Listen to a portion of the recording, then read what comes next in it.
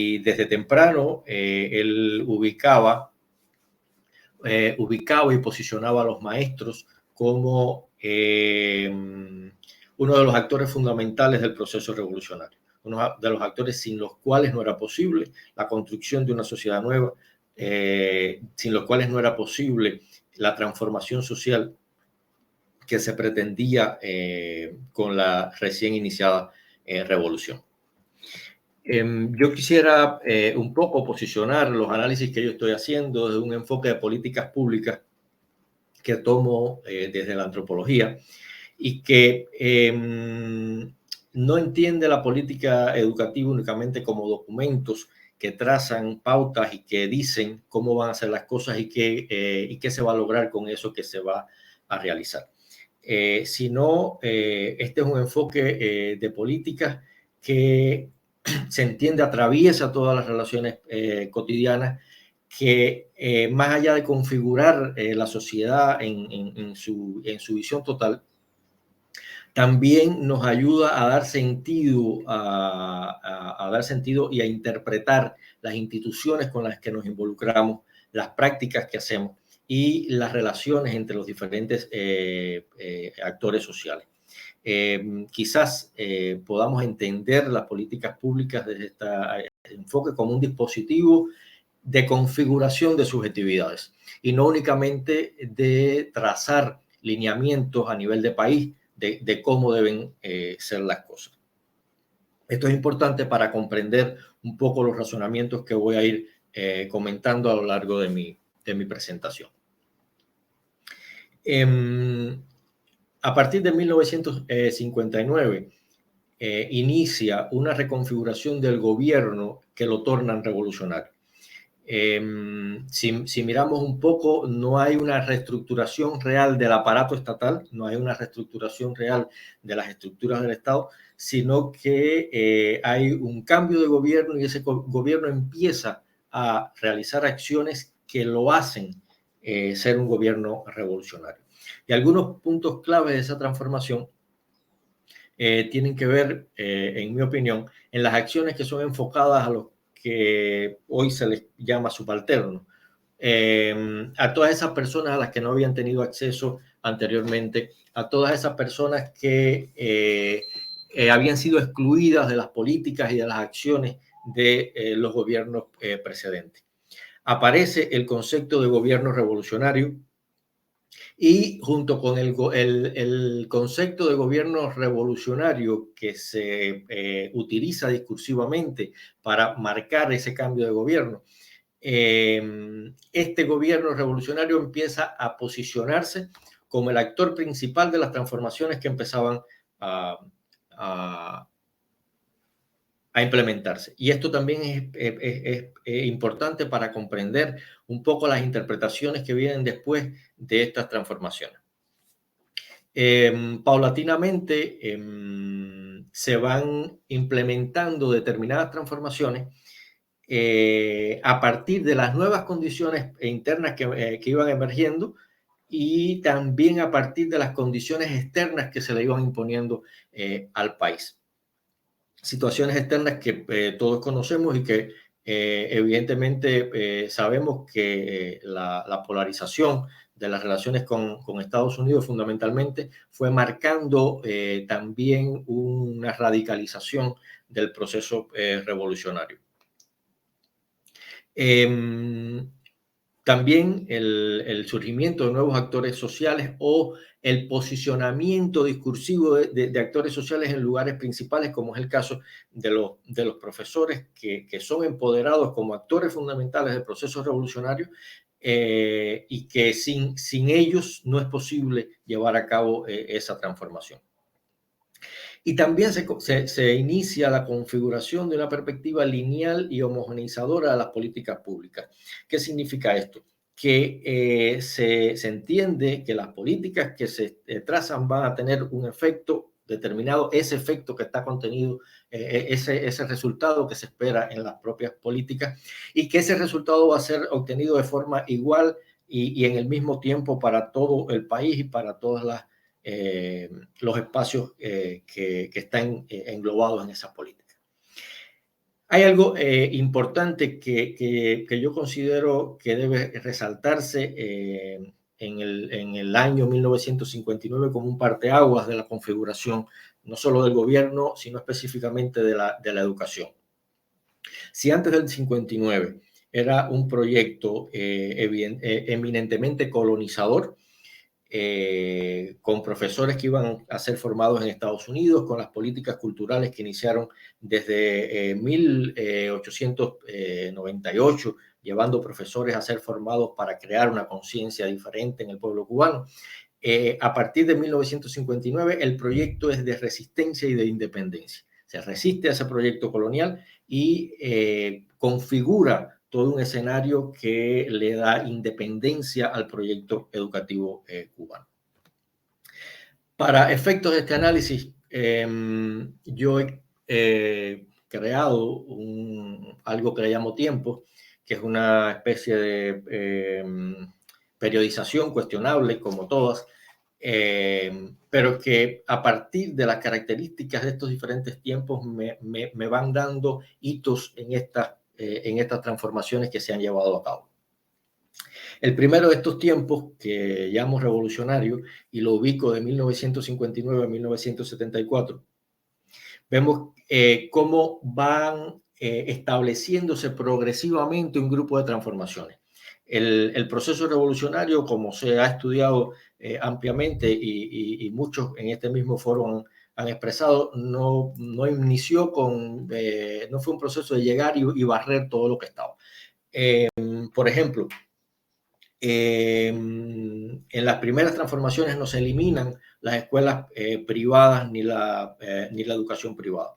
Hay una reforma integral que se promulga a finales de 1959 que modifica los objetivos de la educación. Se propone un desarrollo de todos los servicios educativos, se propone descentralizar las funciones administrativas y técnicas, la creación de un sistema moderno de planificación, un perfeccionamiento de todos los sistemas y ir implementando una reforma general en la educación.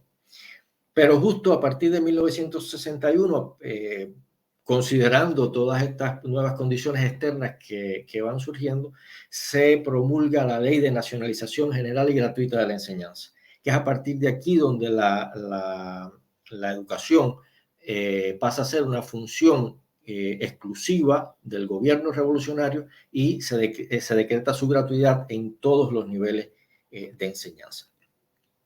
Este tiempo revolucionario, ¿por qué se caracterizó? Bueno, como ya comentaba, nuevos objetivos para la educación, un grupo de programas emergentes que iban surgiendo para solucionar problemas antiguos que eran urgentes, inmediatos, imperativos, como lo fue la campaña de alfabetización, pero también los problemas, y no menciono problemas en términos de, sino cuestiones que había que solucionar porque iban surgiendo y eran problemas que debían ser resueltos.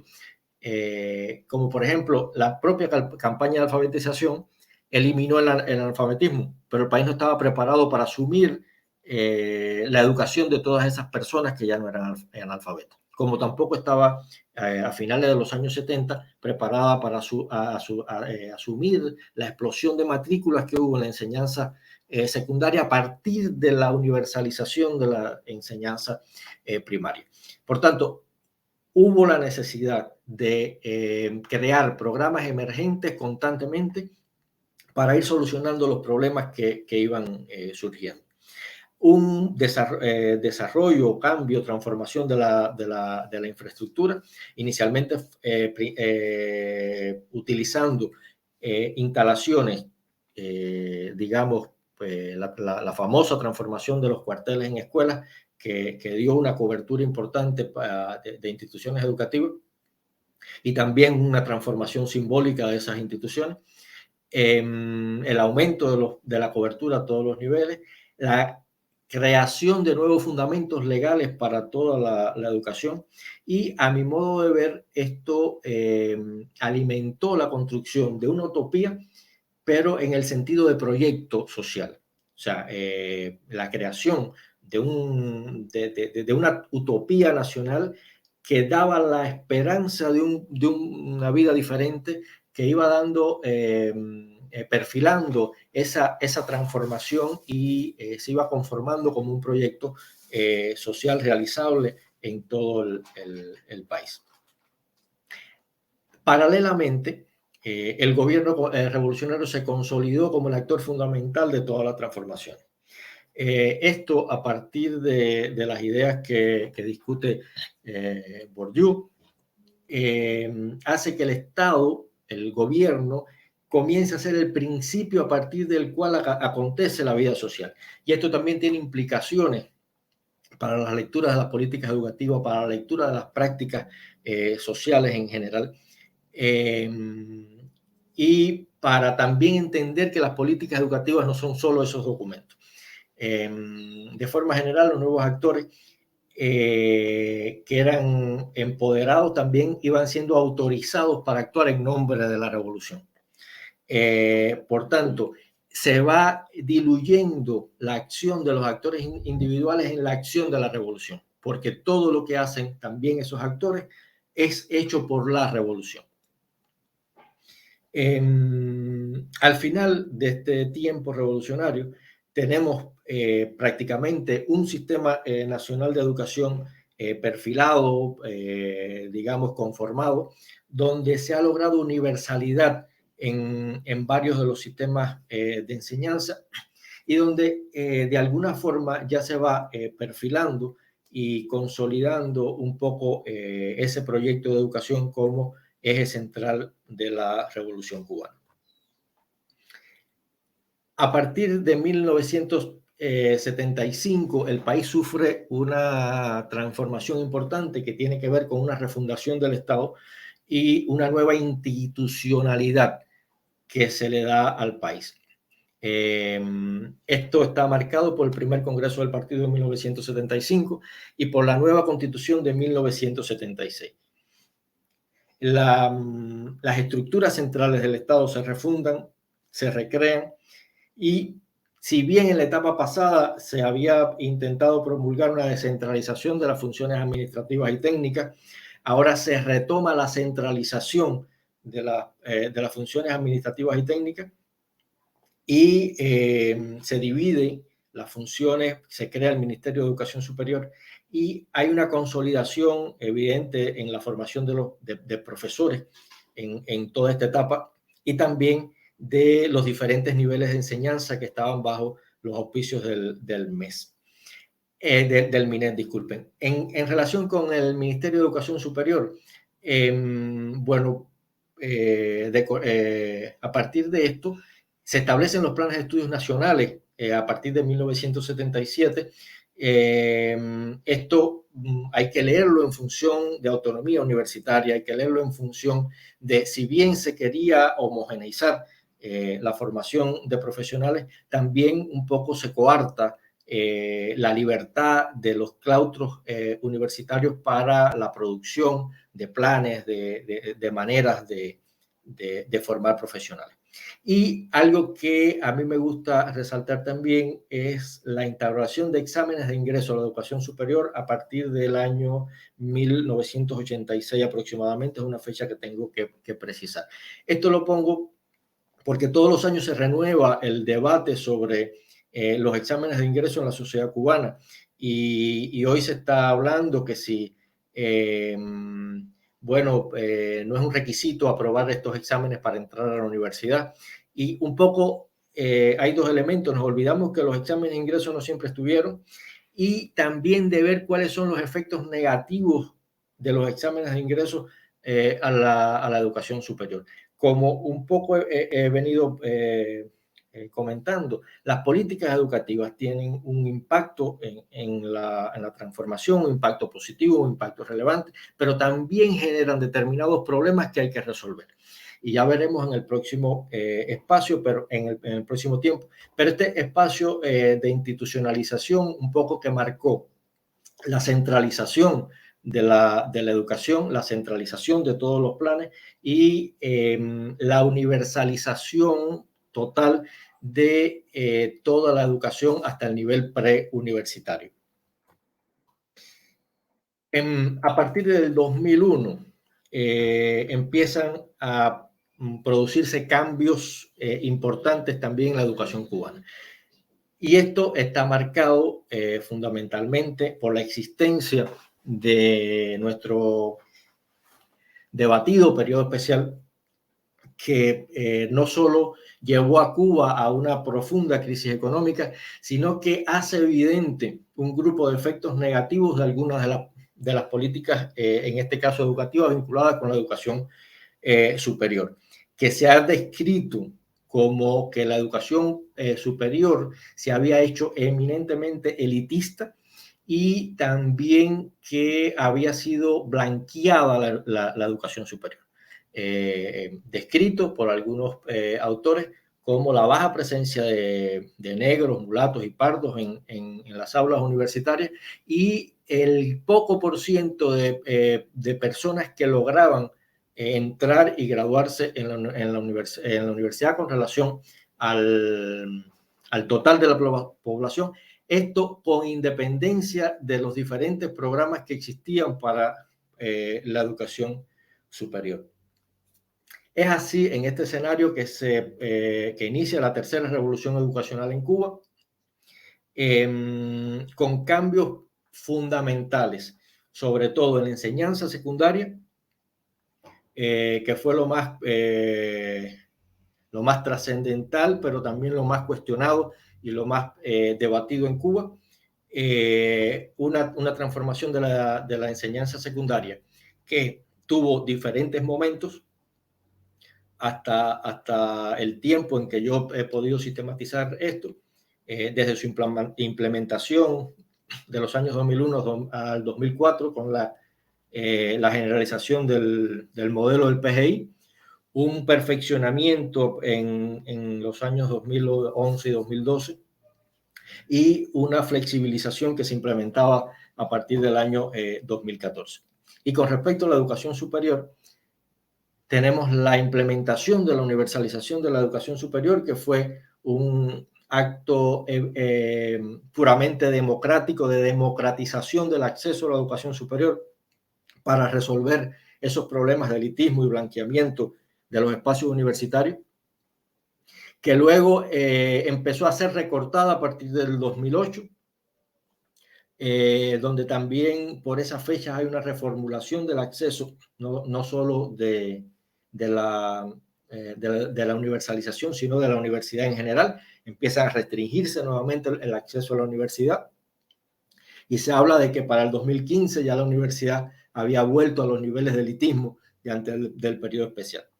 Se comienza un proceso de integración universitaria que esto trae consigo una reducción sustancial de instituciones de educación superior porque se integran a nivel provincial y también una reorganización de los planes de estudio para alinear la educación superior al proyecto económico cubano que se venía implementando en todos estos años. Y todo esto empieza a ser atravesado también por la promulgación de una nueva constitución que, por supuesto, habría que estudiar los efectos que esto tiene en la implementación de la educación en Cuba. De forma general, a mí me gustaría resaltar un grupo de efectos que vengo sistematizando en todo este proceso de transformación de la educación. Los conocidos y más que conocidos, reconocidos logros del sistema educativo cubano a todos los niveles, la calidad, el acceso universal a la educación, la calidad de la formación en todos los niveles de enseñanza y que, bueno, están ahí y de eso se habla suficiente.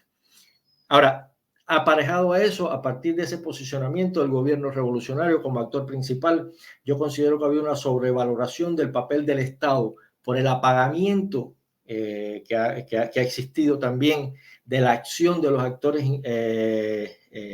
individuales y colectivos en la transformación de la educación y de la sociedad en sentido general. El entendimiento de la educación cubana como homogénea, como que ha sido igual en todos los lugares, como que ha tenido la misma calidad en todos los lugares, y eso, digamos, es algo que debe ser discutido y estudiado. No se han estudiado cómo esas reconfiguraciones se han implementado en los contextos particulares, cuáles son las acciones, cómo los actores específicos han traducido las políticas públicas y las intenciones expresadas en los documentos políticos, cómo se han resistido inclusive a determinadas políticas o a todas las políticas. Ha habido también, sí, compromiso en sentido de hacer lo que dicen las políticas, pero también ha existido resistencia a esas políticas porque las nuevas políticas no van con la idea que tienen los profesores de educación. Y tampoco se ha estudiado la práctica educativa como política educativa. Porque si estamos hablando de que esos agentes, esos profesores son agentes de la revolución en el sentido de actores que implementan los programas de la revolución, pues todo lo que hace un profesor también debe ser considerado política pública. Porque cuando el profesor está emitiendo una evaluación, cuando el profesor está emitiendo un comentario, ya sea como tú aprendes o desgraciadamente decirle a alguien que burro tú eres, no es solo un profesor el que está hablando, no es solo un profesor el que está emitiendo una valoración, es el Estado el que está emitiendo esa valoración porque ese profesor está implementando una política estatal. Entonces, de forma general, estos son los comentarios que quería traer. Agradezco a todos por la atención y estaré aquí pendiente de cualquier comentario, sugerencia, crítica que alguien quiera hacer. Muchísimas gracias, Alex. Perfecto. Y muy puntual también. Se agradece siempre. Bueno, okay, we're going to pass on now to Rosie Smith and Anne Luke, who are going to give their paper on Somos Jóvenes. Jackie, we're going to leave the questions till the end of this panel. Okay, so when this paper is finished, then we'll have the questions for both panels. Sorry, for both papers.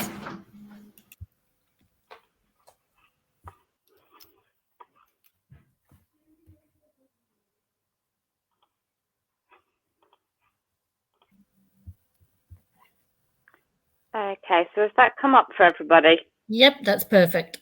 A little bit of a window repeated for me, at least. I don't know if it has. Oh, yeah. That's it. Gone. Perfect. Okay, shall I start, Rosie? Okay, thanks very much. It's a great pleasure to be here and to present our paper, Así Somos, Cuba's Changing Youth Culture, in the magazine Somos Jóvenes. So a little bit first about our background. I work as a historian of youth and childhood, and Rosie works as a sociologist of education, and we both work on Cuba in the revolutionary period. And the paper came about because we discovered that we'd both independently been exploring the magazine Somos Jóvenes in our research. And we realized that sort of conceptually, historically, and pedagogically, the place of Somos Jóvenes was worth further consideration. And after the paper today, we're hoping to build from this paper into a published article. So we'd welcome any suggestions and comments at the end of this.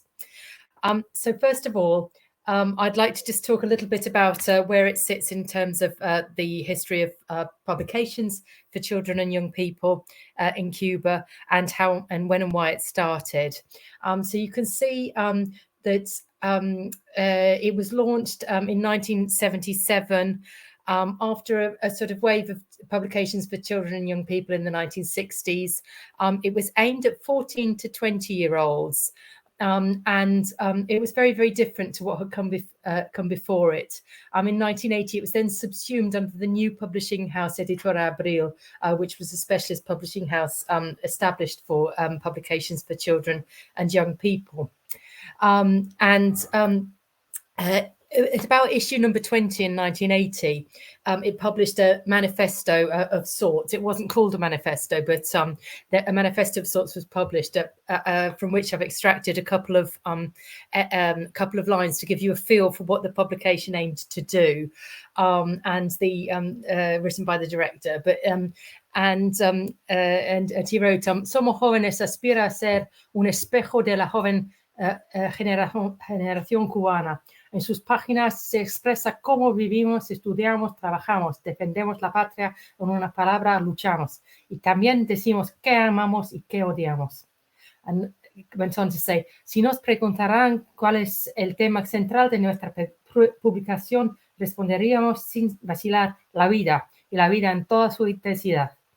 And he went on to say, no la concibimos solo para los jóvenes, sino también de ellos y por ellos. I'll just scroll forward. So the broad range of content that the magazine sort of presented was indicative of that mirror that this manifesto of sorts spoke. Yeah, so just to take an example of the kind of content, we've picked one out here from 2001 to see the sort of range of things that were within these publications. So within this one edition, we've got kind of pop stars and celebrity information. We've got poetry, natural history. There's a lengthy discussion of ways to combat impotence. There is a section on pets, a section on history. There's a discussion of the politics of voluntary work, kind of all within one issue. So it neither fits comfortably as an educational magazine nor as a solely cultural one. It really crosses over those areas. And it has kind of regular features that come up at times as well. So we have letters, pages, pen pal.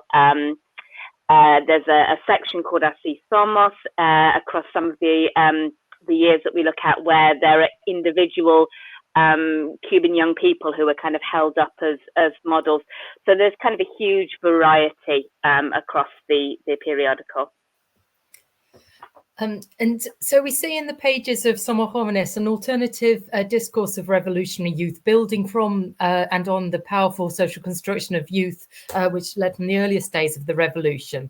And it was Somos Jóvenes was key to this representation of youth. It was self-consciously of and by youth, but in light of the powerful power of youth discourse, it didn't present itself as only for youth, which this, as you can see, this cartoon of a rather elderly man reading the pages, and this of Somos Jóvenes, and this is this is an issue from 1978, and this is reminiscence of youth discourse developed in the 1960s, which saw the positive attributes and values as key to youth rather than age per se as core to the concept, and which in turn gives an indication of the value of youth as a unit of historical analysis. One of the tenets of this new kind of alternative discourse of revolutionary youth as developed in the late 70s and 1980s was the discourse of happiness and leisure. And you can see here some of the covers from this early era of the magazine. Unfortunately, I don't have the visuals of the 1980s because of the time at which I did the research trip to look at the 1980s. But one of the 1980s visual covers shows happy young people jumping up with the slogan, taking a quote from José Martí, "Cada hombre que nace es una razón para vivir." The happiness and leisure were two kind of focuses which recur a lot in this early era. In this paper, this presentation, we're looking at two eras. Myself, the 1980s or 1978 to the 1980s, and Rosie, the 1990s and on.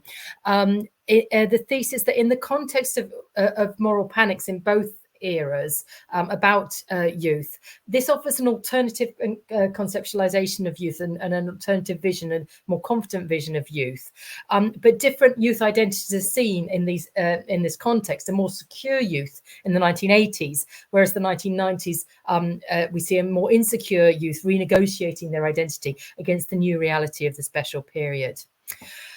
So first of all, the context of the 1980s sees young people seen partly as problematic, as perhaps seen as maybe not espousing socialist values to the extent that which is part of the moral panic, and partly because of maybe an increase in consumerism, but also the 1980s seeing a very confident youth due to being the first generation forged entirely within the revolutionary period.